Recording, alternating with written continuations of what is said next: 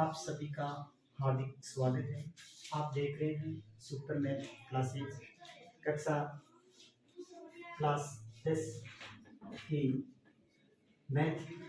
इसमें हमने कल एक वीडियो डाला था कि हमारा जो वार्षिक का जो कक्षा 10 का जो पेपर है वो पेपर कितने नंबर का आएगा। उसमें जो पेपर के जो भाग हैं 4 खंडों में हमारा पेपर आएगा और प्रत्येक खंड का हमने आपको नंबर भी बताया था कि इस खंड में इतने प्रश्न आएंगे, इस खंड में इतने प्रश्न आएंगे।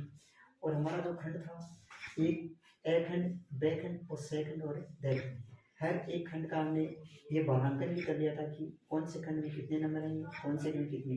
तो हमारा कुल टोटल अंकों का योग था 80 नंबर था और 80 नंबरों में 30 क्वेश्चन आएंगे। अब 30 क्वेश्चन हमारे सिलेबस में से ही आएंगे, अलग कहीं से नहीं आएंगे। और अलग हमारा सिलेबस है कक्षा 10 की जो मैथ है उसमें हमारे पास 15 प्रश्नावली है, 15 चैप्टर हैं। 15 चैप्टरों का आज उनके हर चैप्टर का उनका भागांकन, उनके अंकों का हम देखेंगे कौन सी प्रश्नावली कितने नंबर की आएगी, कौन सी प्रश्नावली में कितने प्रश्न आएंगे। ये तो हम अक्टूबर के बाद बताएंगे। लेकिन अब हमारा जो अनुमानित है पीछे का जो 2020 का हमारा जो सिलेबस आया था उस सिलेबस में, क्योंकि 2 साल कोरोना में जा चुके हैं और कोरोना की वजह से हमारा जो सिलेबस था वो 70% का सिलेबस था, 30% हमारी कटौती हुई थी। लेकिन अब वापस हमारा जो सिलेबस है वो सिलेबस वापस 100% आएगा, उसमें किसी प्रकार की कोई कटौती नहीं की गई है। और उस कटौती की वजह से वापस जो है प्रश्नावली वो अभी फिलहाल हमारा 2020 के आधार पर हमारा पेपर होगा। 2020 में जो अंकों का आधार वो आधार ही हमारा होगा, उस अंकों को हम उस पर लेकर चल रहे हैं। तो पहली जो प्रश्नावली है वास्तविक संख्या, पहली प्रश्नावली कौन सी है? वास्तविक संख्या, वास्तविक संख्या, वास्तविक संख्या। और ये प्रश्नावली है 4 नंबर की। ये प्रश्नावली कितने नंबर की है? 4 नंबर की। इस प्रश्नावली में मैं आपको हर एक प्रश्नावली में ये बताऊंगा कि इस प्रश्नावली में कौन सा क्वेश्चन कितने नंबर का बन सकता है। और 4 नंबर के जो अपने हमारा जिस दिन सिलेबस होगा पूरा उस दिन मैं आपको ये भी बताऊंगा कि इस प्रश्नावली से ये इतने नंबर का 30 जो क्वेश्चन है 30 क्वेश्चनों का पूरा विश्लेषण बताऊंगा कि कौन सी प्रश्नावली में कितने नंबर का प्रश्न आना चाहिए, कितना का नहीं आना चाहिए। हमारा जो प्रश्नों का 30 योग था वो 30 योग पूरी प्रश्नावली में हमारा आएगा। और जो खंड थे उसमें ए खंड में 10%, बी खंड में 5%, सी खंड में 10% और सी डी खंड में यानी खंड द में हमारे 5 क्वेश्चन थे। वो सभी क्वेश्चन आपको इन्हीं प्रश्नावलियों में से मिलेंगे और हर प्रश्नावली बताएंगे 6 नंबर का किससे आएगा, 3 नंबर का किससे आएगा। लेकिन जो पहली प्रश्नावली है वो वास्तविक संख्या 4 नंबर की है। इस प्रश्नावली में क्या पढ़ेंगे, क्या नहीं पढ़ेंगे, कौन सा कितना नंबर का, 1 नंबर का हो सकता है। इसका जो सिलेबस, इसका जो अंकों का योग होगा 1+3 हो या हो सकता है 2+2 हो, लेकिन वो आपको प्रश्नावली पढ़ने के बाद ही पता चलेगा। और अब आप आगे प्रश्नावली नंबर 2, प्रश्नावली नंबर 2 है बहुपद। ये प्रश्नावली होगी हमारी 5 नंबर की, ये प्रश्नावली होगी 5 नंबर की। उसके बाद हमारी जो प्रश्नावली है 2 चरों की रेखिक समीकरण, 2 चरों की रेखिक समीकरण, रेखिक समीकरण। और ये प्रश्नावली होगी हमारी 6 नंबर की। पहली प्रश्नावली 4 नंबर की, दूसरी प्रश्नावली 5 नंबर की, तीसरी प्रश्नावली 6 नंबर की आएगी। और जो 4 नंबर की प्रश्नावली है द्विघात समीकरण, द्विघात समीकरण। और ये प्रश्नावली भी हमारी कितने नंबर की होगी? 6 नंबर की होगी।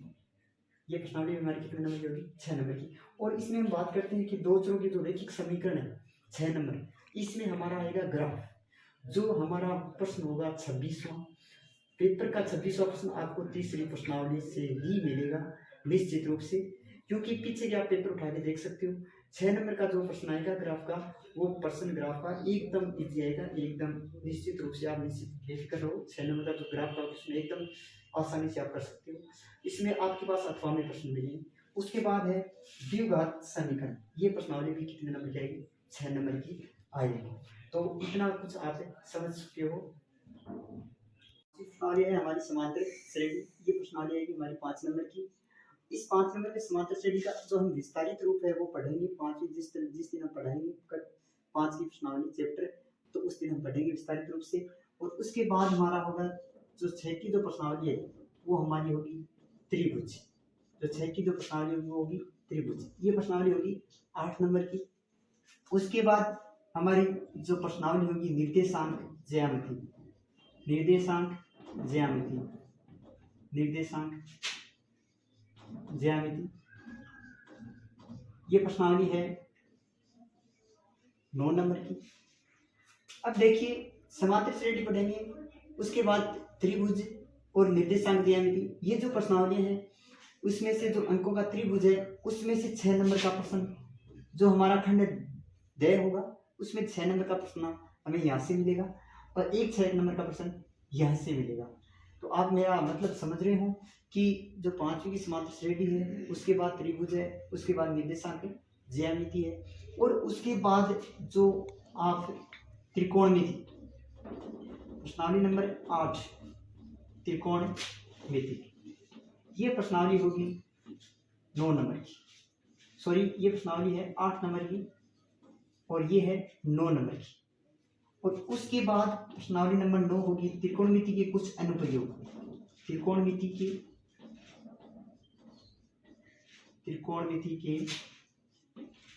कुछ अनुप्रयोग, ये प्रश्नावली है 3 नंबर की। इसमें से एक प्रश्न 3 नंबर का 100% आएगा, सिर्फ और सिर्फ खंड 6 में मिलेगा। और त्रिकोणमिति जो सबसे हार्ड मानी जाती है, लेकिन मैं आपको ये विश्वास दिलाऊंगा कि ये प्रश्नावली एकदम से एकदम इजी आपको करवाने की कोशिश की जाएगी, एकदम आसानी से आप समझ सकोगे, सिर्फ आपको वीडियो देखते रहना है। और जो हमारा ये हुआ है पूरा कितनी 9 प्रश्नावली हमारी हो चुकी है। 9 प्रश्नावली में 5 नंबर की जो प्रश्नावली है 5 नंबर होगा, त्रिभुज वाली प्रश्नावली होगी 8 नंबर की, निर्देशांक ज्यामिति भी कितने नंबर की है 8 नंबर की, और जो त्रिकोणमिति प्रश्नावली है सबसे अधिक अंकों की प्रश्नावली है 9 नंबर की, और त्रिकोणमिति के कुछ अनुप्रयोग हैं 3 नंबर की। तो हमारी कहने का मतलब जो हमारी त्रिकोणमिति है, त्रिकोणमिति पूरे टोटल कितने नंबर होगी है 12 नंबर की प्रश्नावली हमारे सिलेबस में आएगी। हम 9 प्रश्नावली तक अंकों का भारांकन कर चुके हैं। अब हमारा जो प्रश्नावली होगी 10 वो होगी वर्त, ये प्रश्नावली है 3 नंबर की।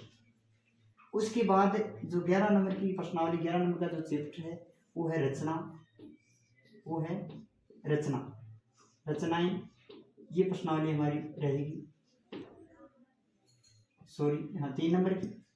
और जो 12वीं जो प्रश्नावली है वर्तों का क्षेत्रफल, वर्तों का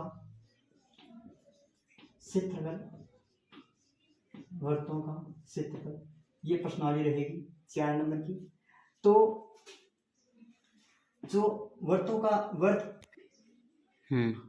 जो वर्त की जो प्रश्नावली है वो 3 नंबर की नहीं है, सॉरी 4 नंबर की प्रश्नावली है। वर्त 4 नंबर, रचनाएं 3 नंबर, और वर्तों का क्षेत्रफल है वो 4 नंबर, यानी 12 तक प्रश्नावली हमारी। उसके बाद है 13 नंबर की प्रश्नावली पृष्ठीय क्षेत्रफल, पृष्ठीय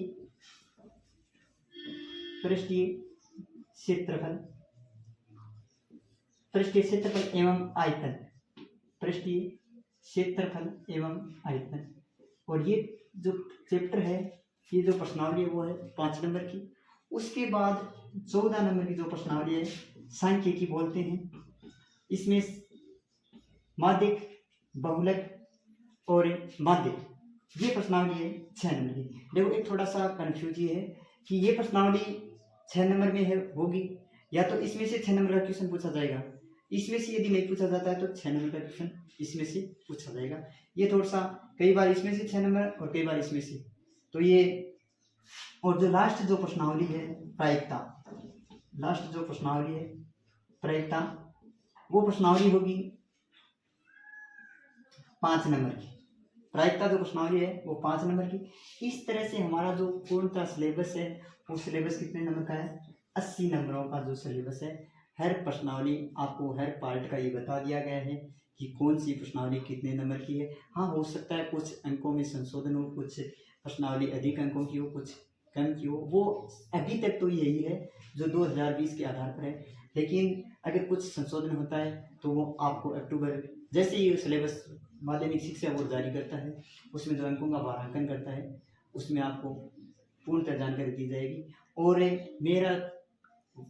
मेरी कोशिश यही रहेगी आपको हर एक चैप्टर में कौन से चैप्टर में उपयोगी है, कौन से चैप्टर से कौन सी प्रश्नावली से आपको बेस्ट से बेस्ट हो सके, और किस प्रश्नावली में आपको कौन सा प्रश्न आएगा, कौन सा प्रश्न नहीं आएगा, यदि वो प्रश्न आ रहा है तो कितने नंबर का आएगा। आपको पूरा पेपर जो है 30 क्वेश्चन में आप ये बता सकते हो फिर लास्ट में कि कौन सी प्रश्नावली का कौन सा प्रश्न आएगा, और किस प्रश्नावली से आपको प्रश्न 3 नंबर का होगा, किस में से 6 नंबर का होगा। यानी कहने का मतलब ये जैसे वर्ग का क्षेत्रफल 4 नंबर की तो ये प्रश्नावली है, तो इसका जो अंकों का योग तो 4 होगा, लेकिन उसमें से 1 नंबर का ये हो गया और 3 नंबर का।